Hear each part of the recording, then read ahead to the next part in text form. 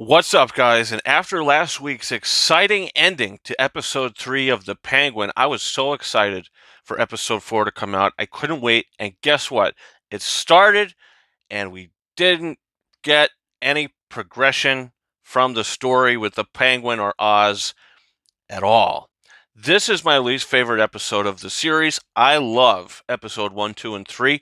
I like this episode, but when you end your episode like you did with the last one, where it was like edge of your seat stuff, and then you start this, and you're on a different pace completely. It's like, okay, I appreciate it.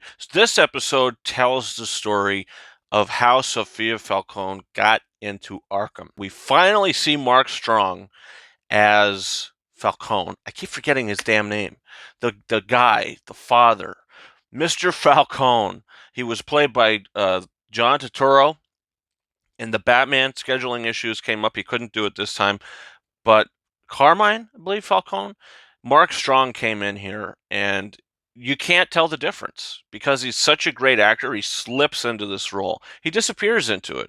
I mean, he's not in the episode a lot, but when he's in it, it's like, okay, yeah, it totally works. He's fantastic. You can't even tell it's Mark Strong. What Turturro did and what Mark Strong did, they both did a lot of justice to the character. So it was awesome to see him in this episode. And I love Mark Strong. He's great, especially in the Sherlock Holmes movie where he played the villain, 1917. He's in so many movies. He's just great every time he pops up. So it was nice to see him here. Sophia Falcone, you kind of feel bad for her, how she sort of gets sucked into a dirty situation, and her father throws her in Arkham to say, you know what, it's all her fault, to get any pressure off of him, to get the spotlight off of him. And all these murders and stuff, the murder of her mother. I mean, this Carmine, he's a pretty foul guy. And the main thing coming out of this episode is I want to watch the Batman again. But guess what? The last 3 episodes had me doing the same thing. But I want to watch the Batman again for so many reasons. It's going to add so much to that movie. But I want to see John Turturro as Carmine. I just want to see the interactions. I want to see it all. I mean, this whole series gives so much more depth to that movie. I mean, they go hand in hand so well. But so you see Sophia go into Arkham, and the torture that this woman goes through, it's hard to watch. And it goes on for quite a long time. I was like, okay, I get it. She's being tortured.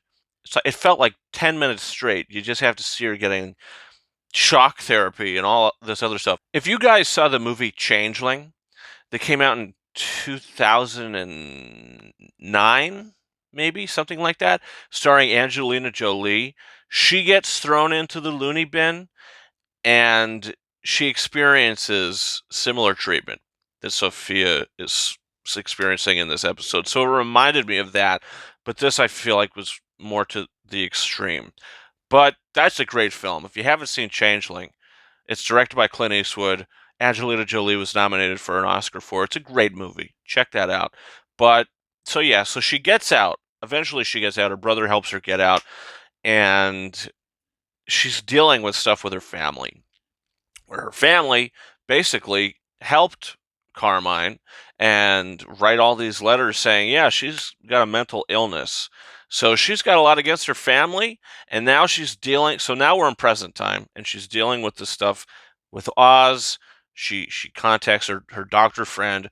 She's at her place with the family having some food. She gives a little speech, and at the end of the night, when everybody goes to sleep, she brings the little girl out, and she like gases the house, so everybody dies except the cousin or whoever, the guy that is sleeping with someone else. He's the only one alive. She comes in with the gun. She's like, "We need to talk." Episode ends. I was like, okay, that was slightly underwhelming. How she kills the whole family.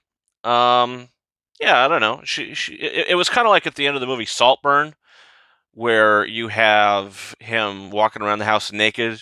He succeeded. He's having a great time. He's dancing around. It feels kind of similar how she's walking around the house and everybody's dead. She's prancing around. Um, yeah, so I'm interested to see what's happening next. It didn't tank the show for me or anything, but I liked the episode. Didn't love it. I'm just curious to see what's going to happen with Oz and Vic in the next episode, because the way that ended, I mean, I want to know the progression of that relationship. So episode 5 can't come soon enough. We'll see what happens. So, guys, comment down below. Did you see episode 4 of The Penguin? What's your thoughts? Also, don't forget to hit that subscribe button for a bunch of other stuff coming in the future. Guess what's coming out? Some big ones. Smile 2, some Oscar films, some movies that are getting a lot of awards attention. I'm going to be talking about all of it on the channel. And guys, don't forget to follow me on Twitter and or X at Ranking72 and Instagram and TikTok at KingOfRises131. That's about for me. Thank you so much for watching my review for episode 4 of The Penguin. And until next time, over and out.